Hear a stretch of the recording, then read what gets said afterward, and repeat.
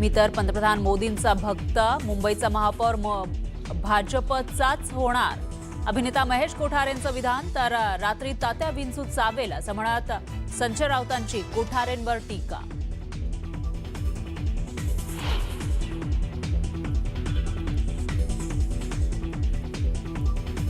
सोलापूरमध्ये भाजपमध्ये जोरदार दुफळी. एनसीपीच्या दिलीप मानेंच्या प्रवेशाला भाजप कार्यकर्त्यांचा विरोध. तर भाजप नेतृत्व काय निर्णय घेणार याकडे नजरा.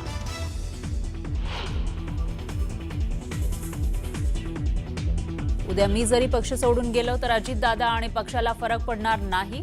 सोलापूरमध्ये डॅमेज कंट्रोल करण्यासाठी गेलेले दत्ता भरणेंचं बैठकीनंतर विधान.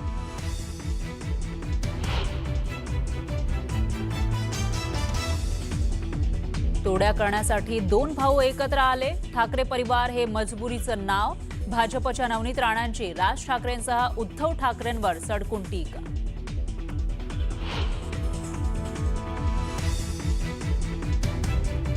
मराठा आरक्षणानंतर आता शेतकऱ्यांसाठी मनोज जरांगे उतरणार मैदानात. शेतकऱ्यांसाठीच्या आंदोलनाची तारीख लवकरच जाहीर करणार असा इशारा.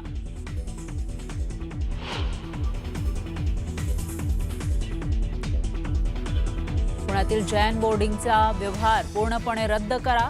मुरलीधर मोहोळ यांच्याबद्दल अजूनही संशय कायम असं म्हणत मोहोळांना चितपट करण्याचा राजू शेट्टींचा इशारा. ऐन दिवाळीच्या दिवशी मुंबई, नवी मुंबईसह राज्यामध्ये ठिकठिकाणी पावसाची जोरदार हजेरी. खरेदीला आलेल्या नागरिकांची मोठी तारांबळ. तर शेतीलाही फटका बसण्याची शक्यता.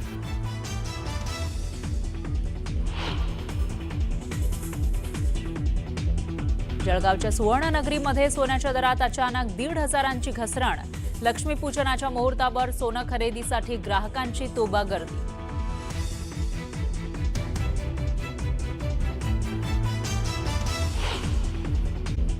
आपला महाराष्ट्रामध्ये अशाच काही बातम्या संपूर्ण राज्यभरातल्या आपण वेगवान स्वरूपात बघणार आहोत. बघूया.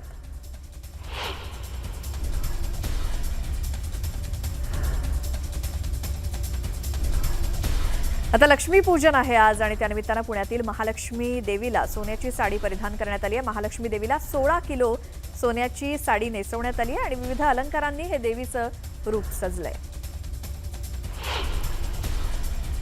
तर दिवाळी आणि लक्ष्मीपूजनानिमित्तानं पंढरपूरच्या विठ्ठल मंदिरामध्ये बीडमधील एका भाविकानं तब्बल 2 टन फुलांपासून आकर्षक अशी सजावट केली आहे. शेवंती, अष्टर, गुलाब, ऑर्किड या फुलांपासून आकर्षक सजावट करण्यात आली आहे. शिर्डीतल्या साई मंदिरात सुद्धा दिवाळीचा मोठा उत्साह आहे. साई मंदिरात दिवाळी निमित्तानं आकर्षक अशा विद्युत रोषणाई करण्यात आली आहे. फुलांची सजावट सुद्धा आहे. साईंच्या दर्शनासाठी भाविकांनी मोठी गर्दी केली आहे.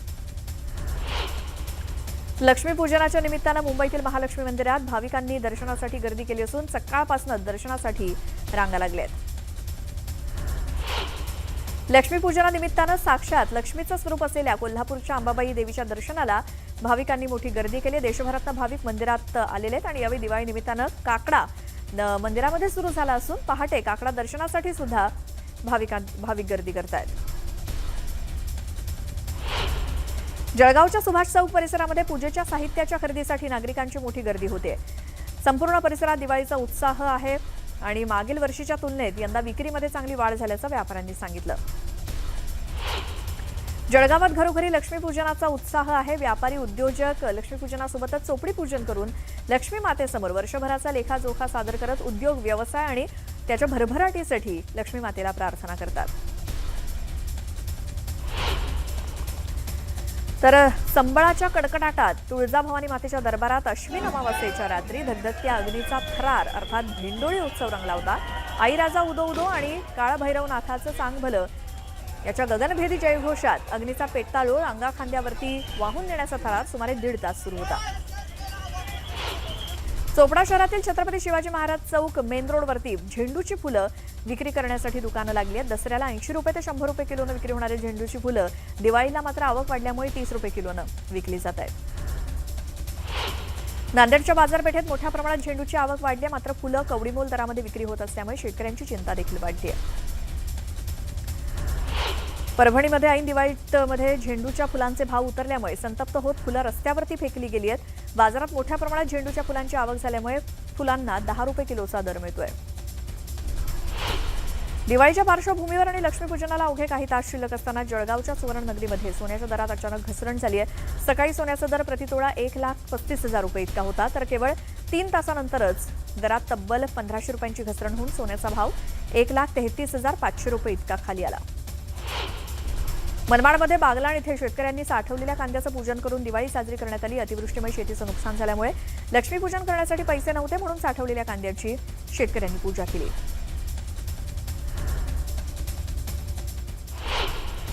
एक मोठी बातमी येते ती बघूयात। ऐन दिवाळीच्या दिवशी छत्रपती संभाजीनगर हत्येच्या घटनेनं हादरलं। 2 मित्रांनी मिळून एका मित्राचा खून केल्याची धक्कादायक घटना समोर आली आहे। हत्येचा संपूर्ण थरार हा सीसीटीव्हीत कैद झालाय। मुकुंदवाडी पोलिसांनी हत्या करणाऱ्या दोन्ही आरोपींना ताब्यात घेतलंय।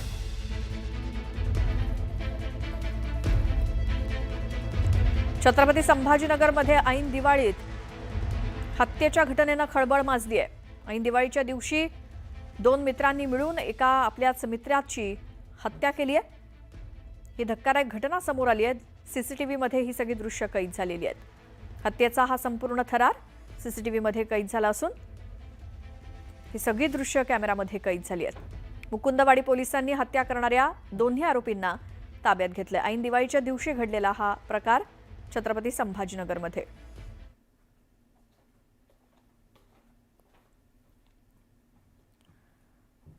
मित्रानंच मित्राची हत्या केली आहे आणि त्याचं हे सीसीटीव्ही फुटेज समोर आलंय।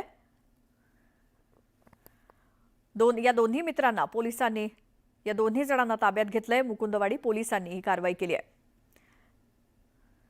हे तिघे जण आपल्याला या सीसीटीव्हीमध्ये दिसतायत आणि एका मित्रानं दुसऱ्या मित्राच्या पोटात चाकू खुपसून त्याची हत्या केली आहे आणि या दोन्ही जणांना मुकुंदवाडी पोलिसांनी ताब्यात घेतलंय।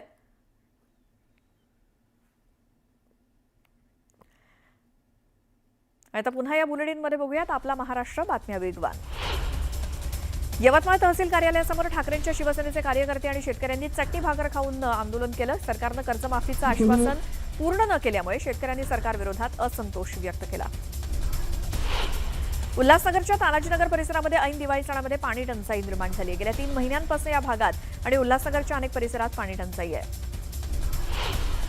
दिवाळीच्या दिवशी पालघरमध्ये श्रमजीवी संघटनेनं वाडा पोलीस ठाण्यामध्ये ठिय्या आंदोलन केलं। वाड्यातील अल्पवयीन मुलींच्या खरेदी विक्री प्रकरणामध्ये आरोपींना वाडा पोलिसांनी मोकाट सोडल्याचा आरोप श्रमजीवी संघटनेनं केलाय। भाजपमध्ये येणाऱ्या माजी आमदारांच्या प्रवेशाला सोलापुरातनं भाजप पक्षाच्या पदाधिकाऱ्यांनीच विरोध केलाय। भाजप शहर पक्ष कार्यालयाच्या बाहेर दक्षिण सोलापूर तालुक्यातील पदाधिकाऱ्यांनी निषेध आंदोलन केलं। सोलापूर तालुक्यातील आंदोलन करणाऱ्या भाजप कार्यकर्त्यांची समजूत करण्यासाठी शहराध्यक्ष स्वतः मैदानामध्ये उतरले। भाजप शहराध्यक्ष रोहिणी तडवळकर आंदोलनस्थळी आल्यानंतर भ्रष्टाचारी नेत्यांना प्रवेश नको अशा घोषणा देण्यात आल्या। वर्ध्यामध्ये दिवाळीच्या दिवशी हजारो लोक रस्त्यावरती उतरून आंदोलन करतायत। शेतकऱ्यांनी दिवाळी साजरी कशी करायची असा प्रश्न आहे। घरी पैसे नाहीत, केवळ 500 रुपयात आपले सोयाबीन विकण्याची वेळ शेतकऱ्यांवरती आली असा आरोप राष्ट्रवादी काँग्रेस पक्षाचे खासदार अमर काळे आणि काँग्रेसचे माजी राज्यमंत्री रणजित कांबळेंनी केलाय। गोरेगावात ठाकरेंच्या शिवसेनेच्या पदाधिकाऱ्यांनी महापालिकेच्या वॉर्ड ऑफिस समोर अभ्यंग स्नान करत अनोखं आंदोलन केलं। प्रभाग क्रमांक 52 मधील पाणी टंचाईच्या निषेधार्थ ठाकरे सेनेकडनं हे आंदोलन करण्यात आलं। दिवाळी सणात चक्क अळ्या आणि किडे असलेलं राशन हे नागरिकांना वाटप करण्यात येत असल्याचा धक्कादायक प्रकार नांदेडच्या हदगाव तालुक्यातील उंचाडा गावात उघडकीस आलाय। स्वस्त धान्य दुकानातून नागरिकांना निकृष्ट दर्जाचं रेशन पुरवलं जात असल्याचा आरोप होतोय। गोंदिया जिल्हा निर्मितीचे शिल्पकार माजी मंत्री महादेवराव शिवणकर यांचं वृद्धापकाळानं निधन झालं। त्यांच्यावरती आज शासकीय इतमामात आमगाव इथे अंत्यसंस्कार करण्यात आले। राष्ट्रवादी शरदचंद्र पवार पक्षाचे माजी आमदार राजीव देशमुख यांचं हृदयविकाराच्या तीव्र झटक्यानं निधन झालं।